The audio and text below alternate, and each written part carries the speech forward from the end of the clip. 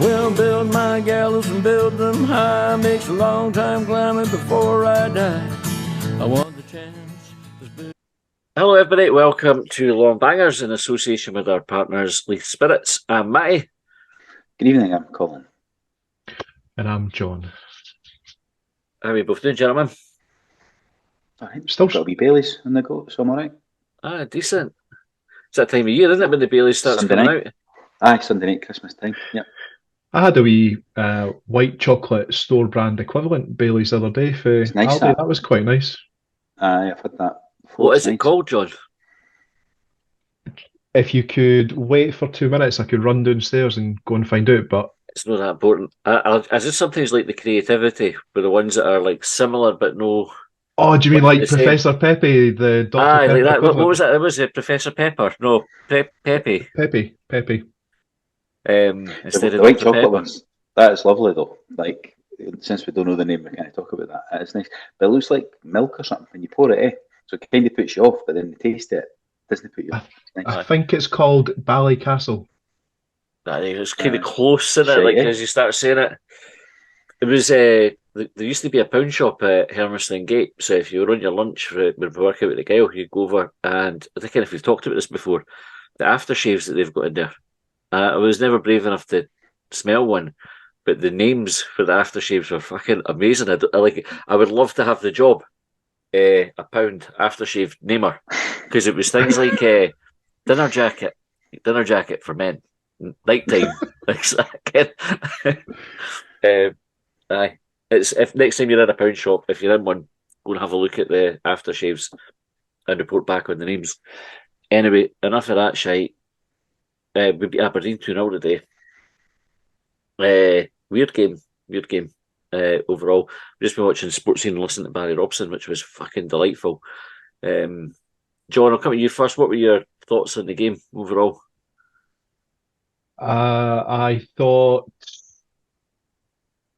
it was a strange game, like you said. I think at times Hibs looked really good.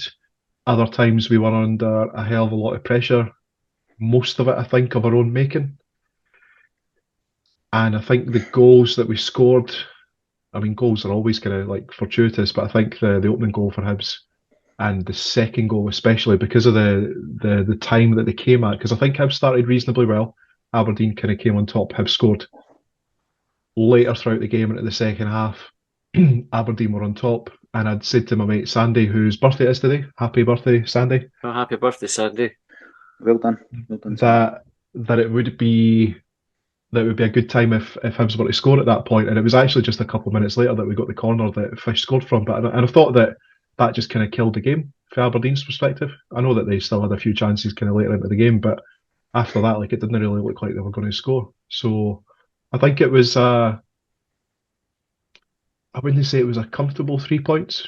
I'm not even sure it was a deserved 3 points, but we scored the goals and they never. So, and that's football. What about you, Colin? I thought the first half we were alright. Like, I know one of the group chats were in at half time, folks saying that Aberdeen were miles better and all that, but I didn't get that impression sitting watching the game that they were. I thought we were well in control of it, actually. Second half we were under pressure for a good 20 minutes, so it's for half time to maybe 65, 70 minutes. But they didn't take their chances. We had a goalie that was the best he's probably been since when he played at that was Celtic Barcelona when he made his name. He was excellent. So I thought. Can we say it? Because I don't know if we've ever said it yet about Marshall, but best performance in a Hibs jersey. I think it was. I mean, he was good last week, but I thought he upped it again this week in terms of performance levels. It's funny, I didn't think we were that great first half. Like, I thought we were all right, but if I make a wee confession, because I never actually sent the message, but I was just about to put one in the group chat that says this is pretty shit, and I had mistyped shit. My phone likes to change words before I send it. I'd clocked that it changed shit, and so I was just retyping that as Martin Boyle went through and goal, and we went 1.5, and I thought, no sending that now, and I thought better of it. and nobody would have known that if I hadn't told that story. But here we are. I mean, it still sounds like shite, doesn't it? Aye, but then I thought for the next 10 minutes or so we were really good. We weren't bad. It just was a bit none was really kind of clicking for us. I think Boyle had gone through. He'd been caught offside a couple of times, and I just didn't really see where our chances were coming from. And then we scored, and then after that, I thought we looked all right. And then Aberdeen came back into it again. John, we'll go to the first goal. Barry Robson described it as a freak, like a mishit from Marshall. What talk us through the goal from your point of view? The goal happened so quickly. It wasn't unlike the Tavares goal last week. It was just back to front. Boyle squares it, goal. It was one of those ones where if you're chatting to your mate for more than a second or two, you kind of look back and the ball's in the back of the net. With regards to whether Marshall mishit it, I'm always slightly in awe of the ability that professional footballers have to direct a ball, because for me, for example, I can hit the ball just about straight, but the way that they sometimes get movement on the ball I find pretty impressive, and that's kind of how it looked to me. And watching it back on Sports Scene, I don't know if it's any more or less conclusive. Maybe Barry Robson being a professional footballer, he can look at that and go, he's fucking shinned that one or whatever. I didn't think Barry Robson's review of the game was particularly objective, if I'm being honest with you. I reckon he's trying to pull the wool over their eyes. But is that a little sheep pun, Colin? But they did mention on Sports Scene, I just watched that before we came in here, it was, they said, they might have been trying to knock it out to the wide man, who knows, but they basically said the defending was shite, right? But I like to think he meant it, purely because it wasn't the first time we've tried it, and it wasn't the first time we tried it in the set. That's how we scored that goal that got chopped off in the semi-final. Boyle was through in the first minute because it wasn't Marshall that played the ball, but it's obviously they've got a high line. The defenders didn't fucking attacking the ball. They can't turn, just kick it over and fucking they'll run past them. So it looks like it was actually planned, like a pre-planned thing that we've been trying. That's why I think it was meant. I think that was a key, and the Marshall had tried it before. And after, it wasn't just the once that he tried Fish done it as well. You know what I mean? That was like a deliberate ploy. Kick it over the defender's heads. They didn't like it. They can't turn. They're not fast. Whatever the chat was. So as I say, I think it's daft fun that he's trying to pull the wool over their eyes, but he's obviously a man under pressure that's trying to take the blame away because he's fucking sitting bottom of the league or just outside relegation. They're only 3 points ahead of Livingston, and Martindale's obviously come under a bit of pressure because I think they've maybe only, I want to say they've no scored in something like 6 games. That's no particularly, it doesn't reflect particularly well on how Aberdeen are doing if they're only 3 points ahead of a team that's no scored in 6 games. So I think there's a bit of pressure there. Well, aye, and they might sack him before it gets to the cup final. I mean, they're struggling. They're struggling in the league. And they're only in the final because they sat in fuck. They kind of the game like we had the day, didn't they? They took their chance, and we took. Well, I was going to say we took our chances today, but just watching the Sports Scene back there, we had a lot more chances than I think. There were definitely more than Barry Robson gave us credit for. But I think their XG was a lot higher the day. Do you see that stat? Yours was 1.6 or something, and theirs was 3.2 or something like that. But there was even the stats list coming out saying 24 shots, or I think it was 23. He said 24. But then you think there were shots where this might sound daft, I don't know, right? But if they had scored, they wouldn't have had that many shots because it was rebound, taking another shot, rebound, taking another shot. So the stats then go, fuck, it must have been all over them. But it was one opportunity, just 3 shots at that one opportunity. So the numbers look a lot higher because of that. John, did you feel that we were in danger of chucking the game at any point? I think it depends on your perspective or your definition of chucking it. I thought that we were under a lot of pressure, and I thought that we were susceptible to a goal. I didn't think that we were committing glaring errors, albeit I did say earlier that I thought that the pressure that was being created was of our own making, and I think that was more to do with things like free kicks that weren't quite working out that resulted in opportunities for Aberdeen. Mm-hmm. So I think with maybe a couple of exceptions, I think we were pretty comfortable in defence. Like, it seems like there's a pretty good partnership there between Bashiri and Fish now. And I think having the opportunity with Abita being injured or unavailable, I think there's a bit of chat about his missus being unwell. Hopefully she gets better soon. With Stevenson being able to come in, so there's a good bit of experience there. And I thought one of the things that I thought about the defence that was pretty notable was Whittaker. Like, it's mad that you've got a right back there that's 16-year-old that's starting, who's deputising for an already young player. But I thought one of the things that was really good about some of the more senior players in the squad, I saw a good bit of assistance for Whittaker for Fish and for Josh Campbell. Mm. And I thought, we've been asked questions and we've talked about things like leadership in the past, and I thought it was a real good example of sort of quiet leadership on the pitch, the assistance that they gave him. Yeah. Because it was almost like they shielded him. I agree, totally agree. They were brilliant today, they too, I think, because I thought Whittaker was struggling at times. Probably, understandably, with him being a wee laddie. I think he was made to look like a laddie at times. I know others disagreed with me, but I just thought he did struggle a bit. But I think having Fish inside him and Campbell in front of him helped massively. I thought the only time that Whittaker looked like he was having a hard time was late on in the game. You could see he was tiring. I thought early doors he was coping well, but Aberdeen were targeting him. I think they obviously sort of sensed that was, of course they would. They sensed that was their opportunity, but I didn't think there was that much came down his side that troubled us from memory. Like, I didn't think he made a mistake. But I just thought he looked like half a yard behind it. Like, I thought, just to what Miller might have been. You know, because he is maybe half a yard behind. Because 16. Yeah, I thought of one incident comes to mind in particular where I think Shinnie got the better of him, and I think it was just Shinnie's experience. Like, Shinnie's in his 30s, so he's maybe got arguably about 20 years playing experience greater than Could be that. Aye. So I don't think it's necessarily to Whittaker's discredit that Shinnie's got the better of him. That'll just be experience. I feel bad, because I feel like I'm not criticising him. I just think it was obvious he was a boy playing against men. That's what I thought. Yeah. But I know a lot of folk disagree with me, but I think that's just what I thought when I was watching. Sorry, Colin, you need to justify an opinion, mate. I did notice one point earlier on, first half, Whittaker gave Shinnie a good shove. They were kind of tackled each other out at the touchline, and Shinnie was waiting his usual moan at the referee, and Whittaker just kind of shoved him and get the ball, and I was like, good on you, son.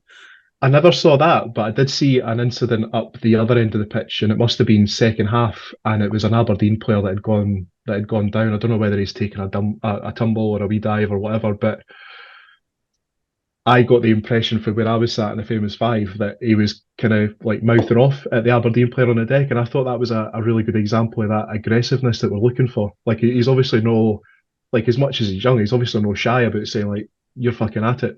Aye. I suppose this goes back to what we were talking about, the fact that Whittaker started. It was one of the things that we talked about when Montgomery first came in, putting his money where his mouth is by playing young players. Because I think at the start of the season, Johnson was almost trying to kind of scrabble around to find the right back that he trusted.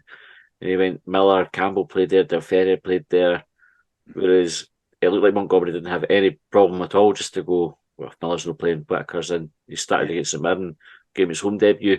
And it's no and no disrespect to, I say no disrespect to other teams, but I didn't care if they disrespect or not. But it's not like we were playing St Johnstone or Ross County or one of the shitter teams in the league. And again, the shitter teams can beat us sometimes, right? But they're the ones where I think managers are generally quite comfortable with. If they've got to play a young player, that's when they'll do it. And it's almost like the box ticking to say, oh, well, I gave a boy a shot. But that's Montgomery played him against Rangers, Celtic, and Aberdeen. Yeah. Was a big. And that's it. I think last year when we had the high, he wasn't even in the group that was talked about. Yeah. Is the next big thing, and it was Aberdeen game last year when we beat them 6-0 that O'Connor got about 10 minutes, and one of the McIntyres got 2 minutes. Aye. And we're actually starting one that is younger than that group, and playing the whole 90 100 minutes, whatever it was in the end. And then with Abita being out, there was obviously another youngster on the left back with Lewis Stevenson. How do you think he did, Colin?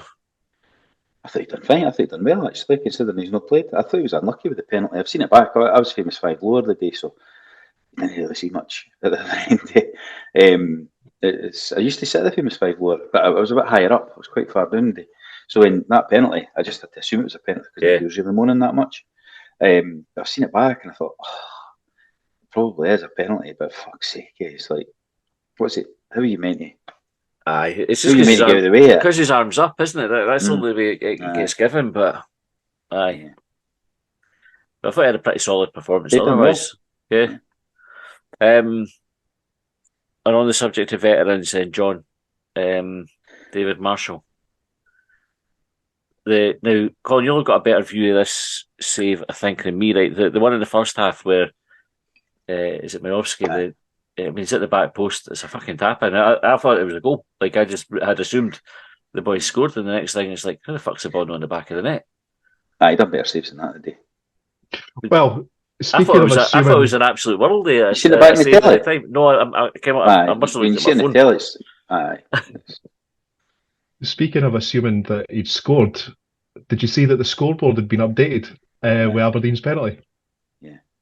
No, it was when Marshall when the boy clattered Marshall in the air.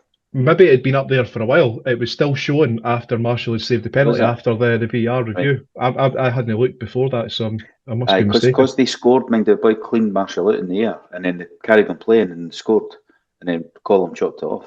And why is the referee getting a foul immediately for that? Like, Cameron referees normally didn't get a foul because they play advantage. What fucking advantage did Colin think we were going to get there? Like, maybe he was thinking, is it a foul? I'll let it play on, and then I can always chop it off with the VAR. I don't know. But it was because I was like, why are we still playing here? Like, well, I was at the other end, and I thought, well, maybe it looks worse than it was. No. So you'd commented at the time, Matty, that you thought that Marshall had been targeted by the Aberdeen player, that the Aberdeen player had no intention of playing the ball there. And you were asking there, like, the original question was like talking about veterans and Marshall, and I was going to say, like, I think today's performance was the international standard goalkeeping performance that we thought we'd got. That's kind of been like a little bit up and down up until today. What I saw on Sports Scene watching that incident back when Aberdeen's chalked off goal, Marshall gets clattered. Of that, there is absolutely no doubt. However, when you watch the footage and he's down on the deck, you can definitely see a split second where he's having a look at the referee and then rolls away. And I thought that was priceless. I definitely made sure the referee. Well, he never got a Ross County, did he? So that's no. He's probably thinking, "Fuck, they got to do me again." You're getting me triggered talking about that. But then it's like how there's a consistency thing again. It's like how's it a foul today, but no at Ross County. But I just couldn't understand why the referee did the blow for the foul immediately, because it wasn't like maybe the two of them going up together. Marshall's got to it comfortably first, and the boys clattered into him. Goalie always gets a free kick for that. You know what I mean? Always. Almost always. Times no, in the Dingwall, didn't he? That was the one. Aye. What do you make of Colum's performance today in general? I think he got loads.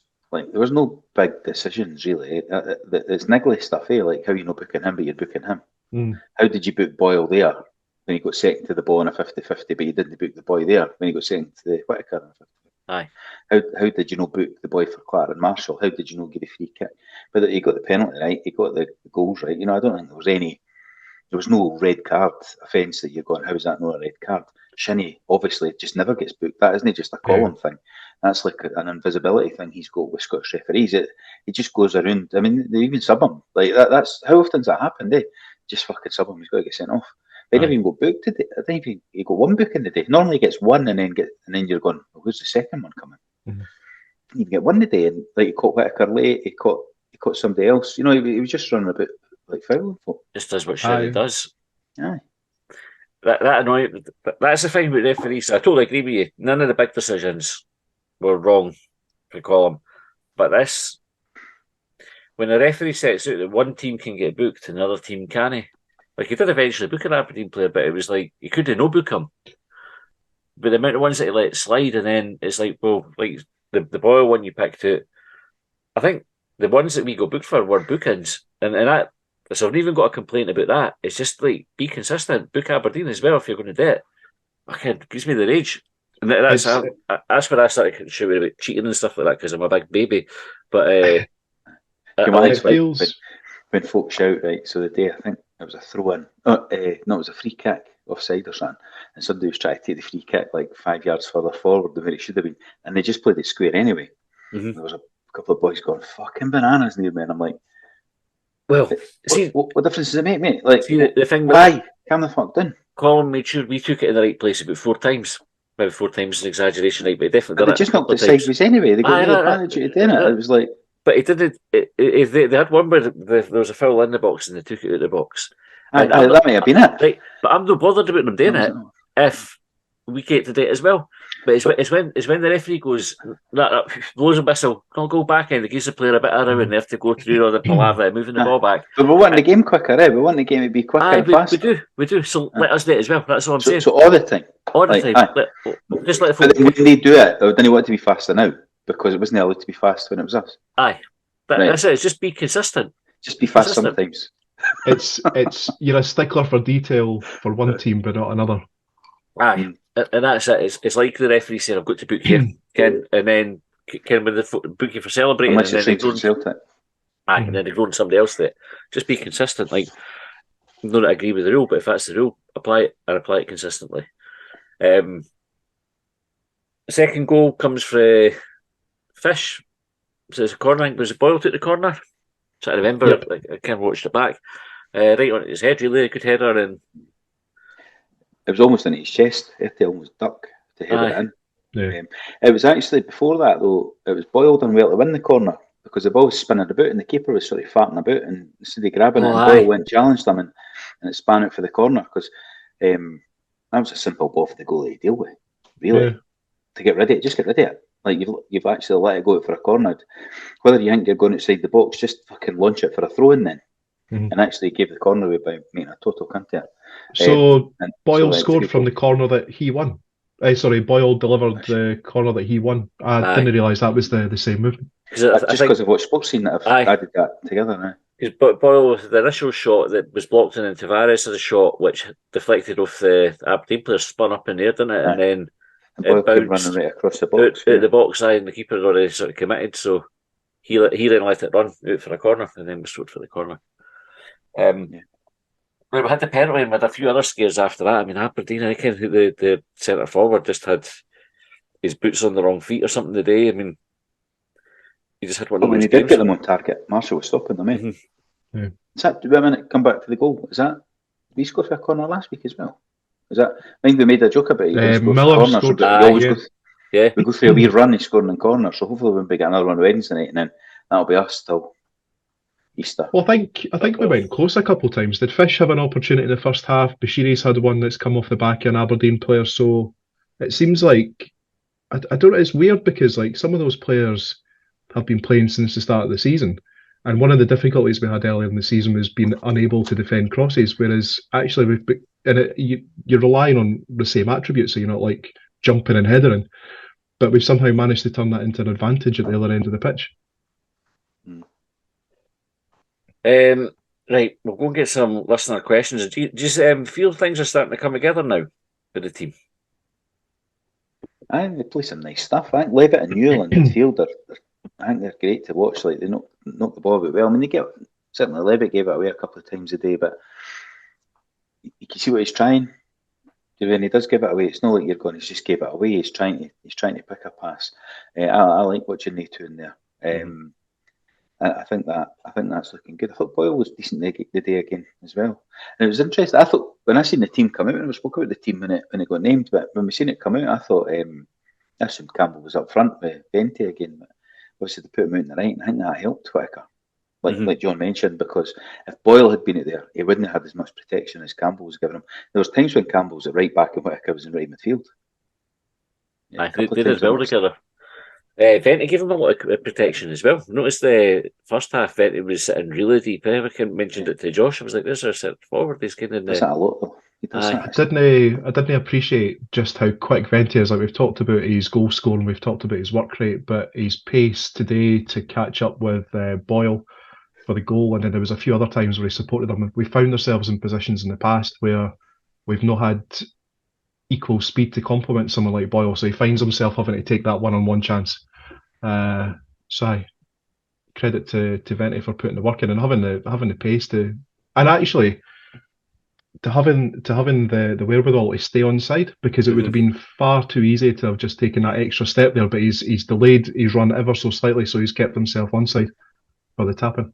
It's quite a tricky thing to do. If you ever try like running where it's either not just like a casual jog or full tilt, but if you've gone like full tilt and then to go slow down a wee bit, but not slow enough does that make sense? Where you, I don't know. I suppose if you're a professional, you're doing it all the time, it probably gets easier, but it's not in my experience, a particularly easy thing to do. Not that I do a lot of running. Obviously, if anybody sees me, would guess. You're either walking or flat out. Aye. I always used to struggle with that. I mean, somebody says, "I'll do it," or even if you look at it, I'll do a 50% pace or 75%. You're like, I'm not really sure what that is. I'm either going fast or I'm jogging or walking. That's it. Like, I don't know what 175% is, and that's what you mean in there. He's like dropped the gear. John, I'll ask you the same question as to the call. Do you feel that it's coming together? Or are you starting to see that this is a sign, a team that's beginning to gel? I think it's a tricky question to answer because my immediate reaction is to take into consideration today's game. Can I stop you? Uh-huh. I'll make it difficult. Try answering it at 75% speed. Do you know what? I can't. I'm not even going to make the attempt. So yeah, taking into consideration today's game, where there was some real problems with the amount of pressure that we were under. However, there's a lot of nuances there that I think that are really improving about Hibs' game. So it's less kind of one dimensional. It's less kind of like straight passes, for example. So like you look at the free kicks. What I see from that is a deliberate attempt to move players out of position, the opposition players out of position. So there's improvements there.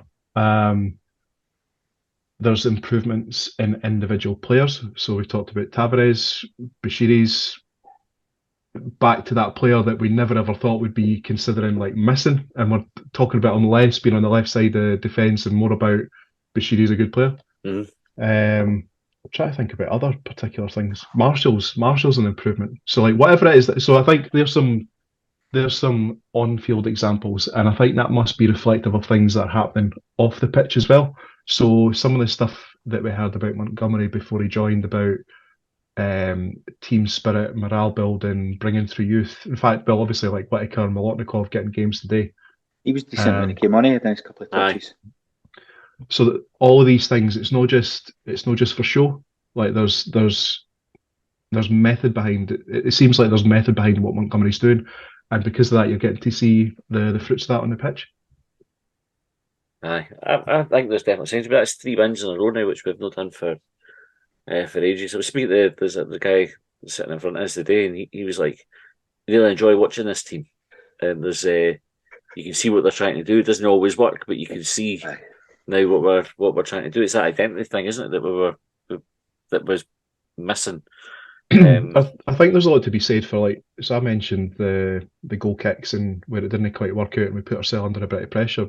But there wasn't any sort of panic amongst the team, and I didn't get much a sense of a panic amongst the support. There was none of the murmurs that were kind of like rippling throughout the stadium. It was more just kind of like the team were stuck with it, like they were just going to keep doing it.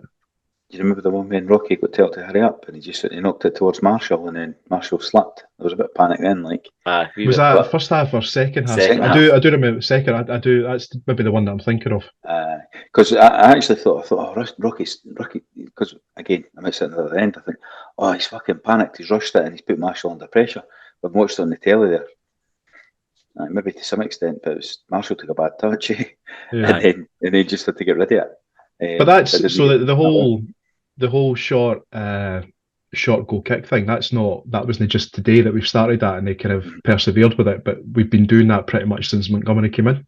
And mistakes have happened and they've continued to work it. And I think back to like even the Derby, say, when you got to see, like, it looked very sort of deliberate and methodical, like football or our goal kick routine by numbers at that point, but you could see how it was moving the players around. And now it's becoming more fluid. Players are having to think about it less, so it's more instinctive. And I think we're getting to see the results of that as well. Right, we'll move on to listener talking points from Twitter. Right, first one's Kaiser Soze, and actually, on the subject of Kaiser Soze, he had or was responsible for the best, I think, shout out we've had at Easter Road so far this season, which was for Leon. And I don't know if you've seen Kaiser's tweet asking Barry, and well done to Barry for doing the shout out as well. It's just tragic that we couldn't get the picture on the big screen.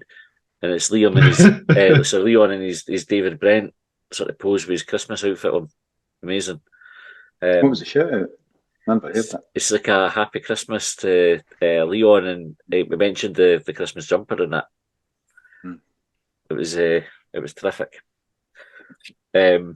Anyway, Kaiser says David Marshall was fucking heroic. That's a fair description of his performance today, isn't it? He was good. He was very good. Jake Gapper said, number one, are you disappointed Venti didn't score a chip for perhaps the best podcast title of all time? Wait for it. Fish and chips. Nah, I've no decided the podcast title for the day. Right, last week's one was good because we got the image of Return of the Jedi. I can't say it right with the Star Wars poster, and then Aberdeen's Twitter when when we scored the second one, I think their tweet was somehow we found ourselves 2 goals down. I thought that'd be fucking brilliant. But now we're thinking of Barry Robson's interview and just thinking of taking the piss out of him with the podcast title. Maybe some sort of boxing theme, like thrown in the towel or Collins pulled the wool over our eyes. I don't know. I'm thinking it's a freak because that's how we described the goal. Anyway, we'll see. And the second one from Jake Gapper was one for Hibs admin for next time. Big fish will fish in the box. You need to be of a certain age to get that in. I think any of the youngsters will get that one. Ian T said, loving that we got one over that mob of imposters. Played as a team, defended as one. Great job. Unless the Dons mug the Gers in the final, the only thing the Sheep will lift this season is tatties. Any disagreement with anything Ian that's said there? I'd love to see them in a relegation battle. It would be good, eh? Oh, well, think about it. Was it no like 2 years in the early days of the SPL where they should have been relegated, but the team coming up didn't have the requisite. Yeah. I think they argue stadium. that. I think they argue it. I think I'm sure I've seen them argue that, but then I don't know. I've not fact checked that. That was what I thought. There definitely is one. I think Falkirk should have came up, but maybe twice Falkirk. But did they ever finish bottom, or was when the decision was made they were bottom, but then actually they got themselves second bottom by the time? That you're thinking of Hearts fans say about us, and it was reconstruction or something like that. We added extra teams, but we never finished even remotely in the relegation place. But I think Aberdeen would have been relegated if it wasn't for the stadium criteria. But I think it doesn't matter now. They've been in the playoffs as well. They were in the playoffs once or twice when we had them. Dex Sands, and this is a direct quote for Dex, just says Shinnie's a cunt. It's a shame because his brother was here, eh? Like his brother was alright for the goal against Hearts. He was alright. And we've got to I didn't really have any ill will towards the overall family. It's just I like him as a player. Like I'd have him in the team. I liked him when he was at Inverness as well. But it just fucking frustrates the life out of me how he never gets. The refs just didn't book him. He's like an invisibility cloak. Whatever happened to that laddie that he sold to Liverpool? Oh yeah, fullback. They can. I was just thinking, Shinnie going down to England and failing, and I'm thinking, what happened to the laddie? I don't know. Can't remember. Calvin or something like that. Something like that. Ian T again said Marsh outshone others, but I have to say Jair got stuck in. None of the namby-pamby shite levelled at him previously. So I think that's a good observation to make, because that was like when, the game where he got dropped, which was Livingston. he looked terrified, and Livingston obviously are a physical bunch, and they took advantage of his terror. And Lee Johnson subbed him, and they never saw him again. But Jair, he certainly got stuck in. He does his defensive duties and everything well enough. Do you think he's shed that tag, John? No, and why I'm going to say that is because my mate Sandy said that he said quietly, I'm still not convinced, and he mentioned one of the things that he mentioned was his physicality, but then to counter that, there was definitely a couple of moments I thought in the game, and one of them in particular he mentioned there, Matty, defensive work. I think it was one of those opportunities where Aberdeen have had one shot, it's turned into like 3 or 4, and he's come away with the ball, but he's also kind of held the player off at the same time. So I think there's going to be instances, like from a physical point of view, where he is going to be bundled over, where he's going to try and turn a player, and it's just not going to work out. And there's other aspects as well where I think it's probably just going to improve through game time, if nothing else. Like he's, I forget how old he is, but he's still learning. Like he talked about adjusting to the game. Like he's had to adjust a hell of a lot since he's come over. Aye, and you would imagine well, I was going to assume an awful lot in my next sentence, so I'm just going to leave it because it could be complete bollocks. Right. Matt said, Marshall, outstanding. Wee Whittaker settled in nicely as well after a somewhat shaky first half. Wound up Shinnie a bit, carried the ball well, and threw himself into a fair few tackles. Bright future, in my opinion. I think we kind of spoke about Whittaker earlier, and although Colin, you thought he looked his age. He's got a bright future, though. Yeah. Like I'm not disagreeing, but I just think that it's Calvin Ramsey. Right. That's who also had a bright future, but then sold it for cash. And he's played 0 games for Liverpool and 2 on loan at Preston. Yeah, he was quite expensive as well, wasn't he? It was like it was about 8 million. Aye. So early days, we've seen you can't write a player off early doors. 4.2. But I think there'll be add-ons, and obviously that would probably include playing games, which he's not bothered to do. But he's played 1 game for Scotland, which is fucking nuts, eh? Aye, it's the hype train, isn't it? St Christopher said he was worried to see both Miller and Abita out of the team. They've been key to how we set up recently, so was delighted to get a result. Rocky and Fish were superb. They both helped out Whittaker, who I think was targeted right from the start. I think the fullback thing was where my concern was at the start of the day. It was like how we're going to look there, but coped well, and Rocky and Fish were a big part of that. Robert Fleck was another one. Was that his name? The lad that came through at Rangers? Yeah, he was Robert Fleck. His dad was John Fleck. His uncle. When he got, because he was a young player at Rangers, he got fast tracked to the Scotland team, and then as soon as he left Rangers, we're like, you never played for Scotland again. But he ended up playing in the Premier League, didn't he, for like Sheffield United or something? There you go. Just no for Scotland. John Fleck, he was the next Wayne Rooney. Aye. That was what they called him. Wayne Rooney was a good player. Never really made it. 5 caps for Scotland, Fleck got. Aye. How many caps for Scotland did Rooney get? Actually, you think he got any? So fucking Fleck, 1-0 to Fleck there then.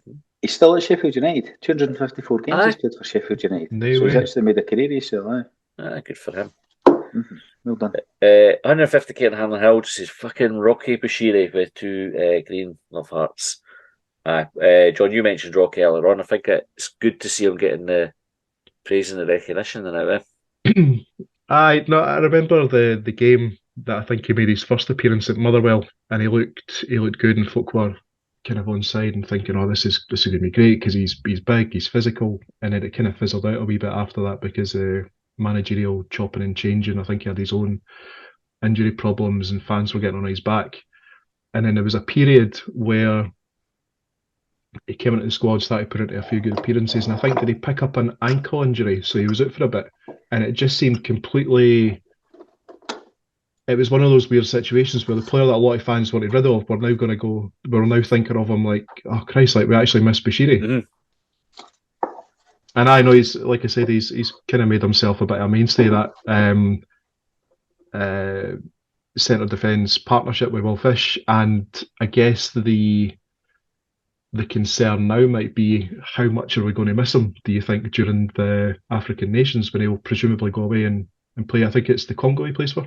Aye, I think Hannah's When's coming that? in, or When is that? Is that clash with a winter breaker in it?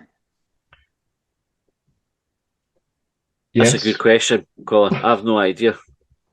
No idea. I Well, wasn't you're expecting obviously that. on Google I wasn't just now, expecting so that question to come up today. Otherwise, I would have Is checked it Boyle out. no? But is Boyle no playing in African Nations? I heard this maybe down the slope or the terrace talking about it, and they is said there that a Nations there's Cup or something that takes place at the same time? but that goes on for longer than the winter break because it's only 2 weeks. But I think some of a lot of the games might fall into that 2 weeks, and it's because I've heard it somewhere else, not because any knowledge I've got, or because I'm on Google now. Aye. Repeating somebody else's facts could be all be fucking wrong. They're the best ones to repeat ones that you have no idea if they're actually correct. It could just be talk shit. Aye. There isn't even an African Nations, mate. What are you talking about? Africa doesn't even exist. Robert Cherry says David Marshall. Ryan Lyle said Marshall was fantastic. Had plenty of criticism, but over the last few games he's rolled back the years. Fish's positional play today really good. Whittaker done well but tired. Levitt and Newell a good fit in the middle. Keeps the winning run going. Levitt and Newell. So we were calling out up in our seats for Jago to come on. When Aberdeen were starting to get a bit more pressure, when it went 2-0, you're like, they get Jago in, just get the car, shore up the defence, and make us a bit more solid. And obviously, we did that. But Levitt and Newell, I think, are hands down our best midfield too. I think they just complement each other really well, and it's love watching them both play football. They're just really, like you mentioned earlier, Colin, about Levitt giving the ball away a few times, but it was definitely ones where he's trying to do something good, like out of the ordinary, almost. Do you know? And I take that. I'd rather player was trying these things and no coming off for the few times that it does come off. Right, we've got two from Neil Waters here. First one, Marshall outstanding, Rocky and Fish superb, Whittaker and Stevenson very good, and Levitt is a joy to watch. Calmness and quality on the ball. Delighted for Venty to score, which he deserves for his overall work rate. Excellent 3 points. And the second one, playing out from the back is what we have to get used to. Not changing no matter how many nerves the fans get and the chances we may give away. All round great performances from everyone and thoroughly deserved victory. Could I quickly jump in with a question? You can. Colin, I think you mentioned 2 or 3 episodes ago, and it might have been when we were talking about on-ball value after the article in the Hibs Observer. And I think you made the comment at the time that you thought that Hibs tend to naturally sit a bit deeper when Jago comes on. So Hibs today found themselves under a bit of pressure by Aberdeen and were playing quite deep, and then Jago came on. Did you think did that back up what you suggested, or do you think that it never changed anything? One, I can never remember anything I say. But I do remember.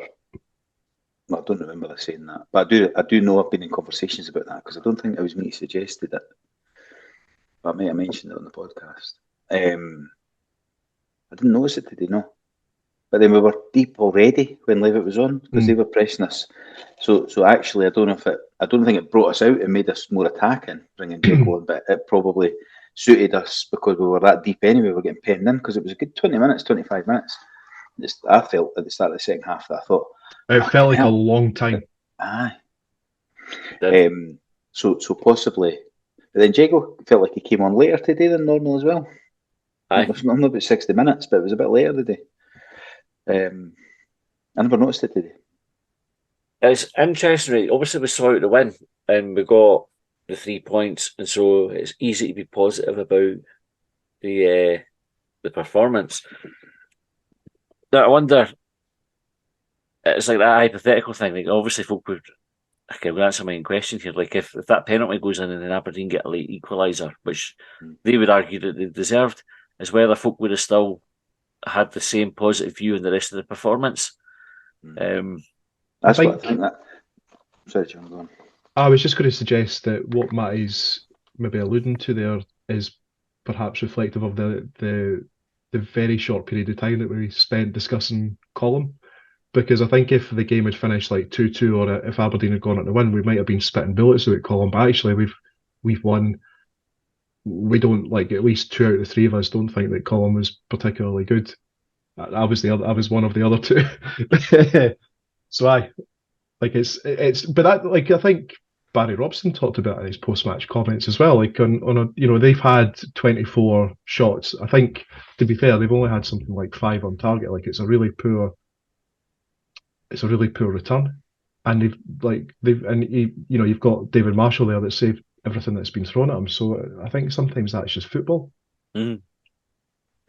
I'm not trying to talk down a performance either. I just think that's quite a negative way to frame the question. But do you know what I mean? I was just thinking, like, there was times in the game where I was like, oh, like I said, I was about to write, this is quite shite when we scored, and then all of a sudden you get the goal and your perception of the game changes quite quickly. Absolutely. But it was the same last week when we spoke about 2 wins in 10 turning into only lost 2 unbeaten in 11. It's like, well, if we'd drawn that one, we would have been talking about Slongley winning 2 and 11. You know what I mean? It's just the way that it gets spun, and that's what it is. Because, like, we could have easily probably drawn that game on another day. The one that hit the post that Fish got back. I think Marshall maybe touched on the post. I can't quite tell, but then Fish got back in. He was brilliant, by the way. You know what defenders sometimes aren't very good at is anticipating when the ball's got to come back off the post of the keeper. There was a few times a day he beat the striker to the ball, to that one on the line. There was another one, even the penalty, I think he was there to get rid of it as well. He was brilliant at that part of it. But it could have easily have been a draw, and if it'd been a draw, we would have been going, and we're fucking lucky, and Willie Collum should have sent him off or done this or done that, and all that. But that's how easy it changes, That's completely that's exactly how it works every week. I'm sure it's the same for every team. Aberdeen fans go mental, but there'll be ones that are standing there going, but we were brilliant today, because it's what Robson seemed to be going down the route, and someone will buy into that until they realise he probably shouldn't get the job. He only got the job because he was quite lucky last season. He got 6 wins in a row or whatever it was. Right, AKA Rab said, these goal kicks are damaging my mental health. Good to see getting a win and clean sheet, though. Pretty sure the ref had £5 on Aberdeen to get no bookings, the way he was refusing to give any to them. Andrew... See if he did. Like, why did he give them 2 bookings? Because I don't know, like... That's because he's not very good, John. I don't know if Rab's maybe come away from the game thinking, fuck, he's booked 3 Hibs players, but he's not booked Aberdeen. Because I only know this because I checked out the stats after Robson's comments about 24 shots, etc. I was like, oh fuck, they had 2 players booked. I only remember the one of them, and it was down the right, down in front of the east. I think Martin Boyle maybe got taken out. Aye. And I think, was that maybe the one where you said that you had to book him, because it was definitely a... Aye, I mean, he couldn't have no booked him for that one. He was arguing it, because actually he could have got away with it, because Boyle got him as well. And it looked like to me like a foul on a booking, but if he was wanting to cheat, and we were saying he could have definitely got away with booking him, because the boy was going nuts about it. And that's normally a signal where, like, none of them moan about it, it's like they hand up and claim something. But when they go mental, that's when they actually think they've been wrong. All right, Andrew McBee said Leon Red Rose Reindeer's Christmas jumper. It's his talking point. It's a belter. Fraser Maltman said Shinnie escaping a booking yet again. Ian T. Whamageddon, the whole stadium. Sheep fleeing aside, and those watching on Hibs TV. Whamageddon, you familiar with Whamageddon? Yeah. Yeah, I do it. Before I was aware of Whamageddon, I did it with Fairy Tale in New York, and fucking Barry Wilkins has played that today. So thanks, Barry. I was just walking. By the way, I was coming around for the Sainsbury's before the game, like I was really late today, and that was on. It's clear. It's so clear, the sound system, when you're outside the stadium. Aye, hear it for miles, no miles. You can hear it for a distance, really clear. Eddie, did they edit? Did they play the muted version of the bad word? I was too busy blathering. Nice. I never caught it. There is, I'm sure Barry's not going to be caught out with that. He's too wise for that kind of thing. Yeah. There was especially on fucking Hibs Pride Day. Okay. They're one of the groups I'm in, and somebody posted. Either he's familiar with Street Fighter 2, Computer the computer game. There's two characters in there, one called Chun Li and one called Sagat, and they posted a picture that it was like, "You scumbag, you maggot, Chun Li versus Sagat." And I chuckled at that because I seen a clip on Twitter this morning. I think it was, and it was Shane McGowan and another girl. I can't remember, Katie Mealy or something. Singing it on Ant and Dec Saturday morning programme, CD UK or SMTV. And they didn't edit, because what would that be, early 2000s-ish, mid 2005, something like that. And so back then, like, they just sang it. The word they edited was arse. He's calling her a slut, and like the words that are there, arse. That's mad. Saturday lunchtime saying all that shit, but did he say arse? Whatever you say. No. I love that wagging finger you had on camera. Eddie said, also for the first goal, never fully understand when the ball is squared when 1-on-1 with the keeper. Why that isn't offside is there's only one defending player, the keeper, between the ball and the other attacker. Sometimes it's flagged as offside and other times it isn't. In this case, Eddie, because Venti was behind the ball, it can't be offside. So that's why that goal was given. Had he gone ahead of the ball, he would have been offside. It was quite close though, would you say? But it was on. I could share the rules because I downloaded them again earlier because I wanted to check this out because I was unsure because I assumed from my vantage point in the famous five that Boyle had played it backwards but actually he's played the ball forwards, and it's something to do with you can't be offside if you're in line with the second last defender, which Venti was. Or if you're behind the ball. Or behind the ball. Aye, behind the ball, which was I think that was the pertinent one in this case. I just looked. I looked up. Venti was ahead of the defenders. So I looked at page 93 of the IFAB, and that was all I looked at. I never looked at all the permutations offside. It was just he was in line with the second last defender, and I'm sticking with it. Right, I'm going to try to rattle through a few of these ones because we're kicking on it. Ladij said it remained Aberdeen 0 somehow. I celebrated the penalty save as if we'd scored the third.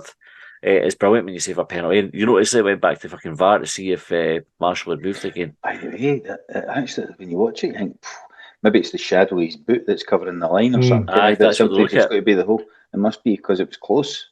You just need some of your foot on the line or in line with the line. Aaron Leslie said they were complaining about handball every 5 minutes. Cheats, man. William Turner said delighted for Marshall. He's had a good few weeks now. Hopefully he can keep it going. Been a tough few months for him. Hard day for wee Whittaker too, but he'll learn from it. Definitely. Andrew Brown said VAR again takes ages checking the first goal, but nothing at the penalty. Caveat, I've not seen that one back. Maybe hand, but it looked point blank range. Check it. There's any mitigation for Stevenson that there was like it's just the fact his hand was up, wasn't it? That I think Mikey Stewart and Callum Davidson were saying that I think effectively I'll sum it up, it's a penalty, but it probably shouldn't be. But that's the rule. Logically it wouldn't be a penalty, but actually in the black and white, that is because I think Davidson was even saying the guy sort of back heeled it, so Stevenson probably thinks the ball's going the other way, so he's kind of stretching to go that way, and his arm's there because of that.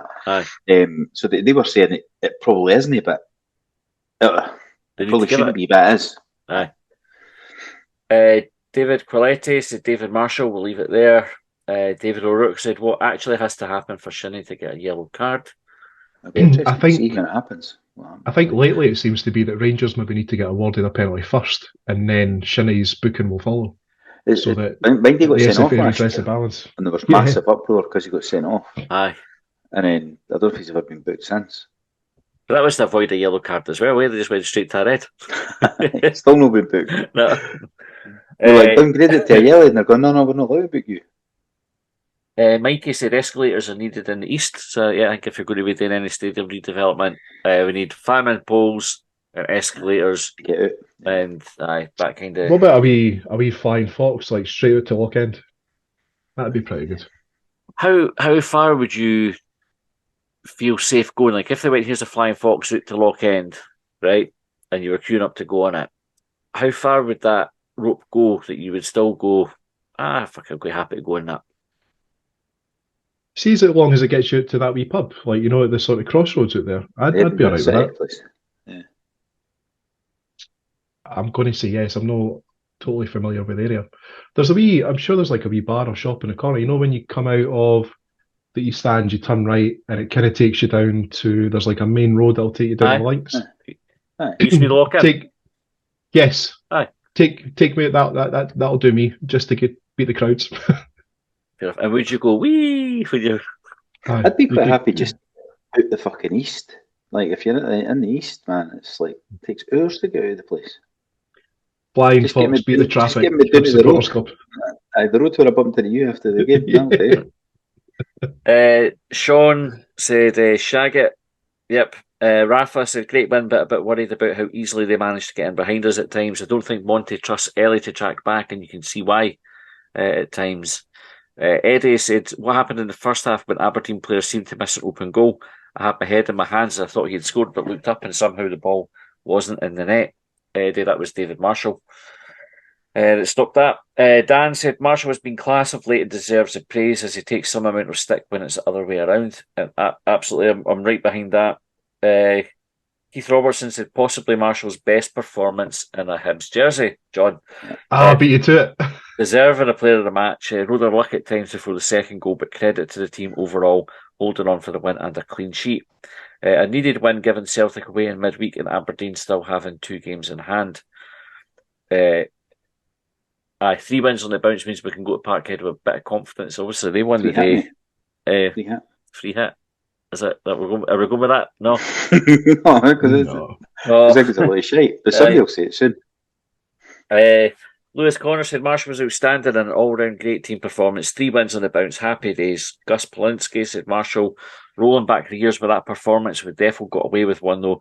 Robson will likely greet about being the better team, but that's the sort of luck that evaded us in the semi-final. Honourable mention to the young laddie Whittaker, solid with a wee strong arm emoji. Hibs on tour said weak inside, so we're always going to struggle today. 3 points, all that matters. So there was somebody coming in there. I was going to try and say it was just the Whittaker stuff. It's funny how it's like there's folks saying he struggled and some other folks saying he was really good. Yeah, it's like a real polar opposite. The sort of opinions coming in as well as what like I've said and you guys have said. Mm-hmm. So it's funny. It's funny how you see different things. William said, how the hell did Shinnie avoid getting booked? Should have had at least 2 yellows. His dive in the first half and all his persistent fouling and moaning to the ref. Right. The dive. Aye, I forgot about that one. He's bad for that as well. He's done it before. I think it's his beard. Adam Smith 295 said, if we're saying that next season we are going to have Miller, Megwin, and Whittaker, does that mean potentially Cadden departing? Also, Whittaker could be the best youngster in the league right now, 16 and plays way beyond his years. It's an interesting one with Cadden. Like, I think if Cadden had been fit, he probably would have started today. Although, you never know, Like, Montgomery might have went for youth anyway. But it'll be interesting to see where Cadden fits into the plans. Because he's got, come the next couple of months, we've got, obviously, the January window where you'd think he would like to try and make some signings, but he's got the loan players that he could pull back as well. We've talked about Melkerson, we've got McCurdy coming back for his health issue as well. So he's going to have... I wonder if Cadden play right midfield. Maybe. I think he's going to be quite suited to that. Mm-hmm. Christopher Bonney said, bloody missed the game because my son decided he wanted to be born. Well, congratulations, Christopher. Assuming that's now happened. And assuming you've also either called your son David Marshall or Dylan Venter Will Fish in honour of the goal scorer, or all of them. Like again, folk do the big long names where they include get a cup winning team and things like that. I do hope before the day's out he's gotten signed up for Hibs kids, as is tradition. Aye. Right, we've got 2 more to go, and then there's one that says, can we get on Twitter, but it says shows additional replies, including those that may contain offensive content. Right. So we'll reveal that before we sign off as well. And I'll tell you about another one that we had that was like that, and you'll be blown away by the content that it revealed. Muzby1875 said, should there be a deluded Barry Robson parody Twitter account? Yes, and we would get full backing if anybody wants to start that. I've not got time to do it. I would do it myself, but I've just not got the time. And the Half Monty said, when did we sign Dick Turpin, even against 12 men and unbookable Shinnie? Right, here goes. Show this. What do you reckon it's going to be? The additional reply. What's the actual post? So I can't see it. It says show additional replies, including those that may contain offensive content, and it's got a button that says show. So It'll be the bots. It'll be the lasses that with the nudity things. that it's GG, Marshall, and Fish working well together, and still fear for Wednesday. Don't want a heavy defeat, to be honest. That's really offensive, isn't it? Funny enough, it was GG who was the other one that had earlier on, and his tweet or their tweet was 2-0 Hibs. And I wasn't offended by that. I mean, I don't know if anybody could have been offended by it, but it was a good guess. Barry Robson. Maybe Barry Robson's been going through the Hibs Twitter just reporting just reporting stuff that they didn't get through. So they came out Twitter staying there anyway. But I wasn't offended there. I thought that was perfectly safe. Right, Celtic on Wednesday, so that'll be out. We'll play them before we do extra time. We need to think about our midweek schedule. Predictions quickly for it, John. How do you see it going? 2-1 Hibs. I think based on their first half showing this morning, I think there's an opportunity to get at them. I think one thing the Hibs have got going for them now is we seem to be converting. We don't have many chances, but the chances that we do have, we seem to be converting a fair percentage of them, unlike Aberdeen. Roger wasn't happy with him. I had him in the car on the weekend game. 1-0.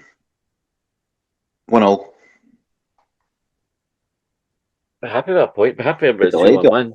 But I take a point. It keeps the momentum going. I can't see us winning. We just didn't win at Parkhead very often. But in saying that, we're maybe due one. I think last time we won there was when Danny Galbraith scored under John Hughes. Aye, I mean, you're going back years and years and years now. So we're maybe due one. I think it'll be maybe a 3-2 then. In one of these games where it goes end to end and then we'll nick it. That's what I'll go with that, 3-2. All right, thanks everybody for sending your talking points in. I hope we did them justice. We will be back for subscribers later in the week with extra time and towards the end of next week with our week at Hibs roundup as well. So look out for that if you're a subscriber. And if you're not a subscriber, and you should be, and you want to be, you can do that at Patreon now, where we're on there, or you can go to Hubwave where the link is on our Twitter bio. Thanks for tuning in, and we'll see you next time. Well, they trailed me down when I broke free. I drank all the whiskey in Tennessee.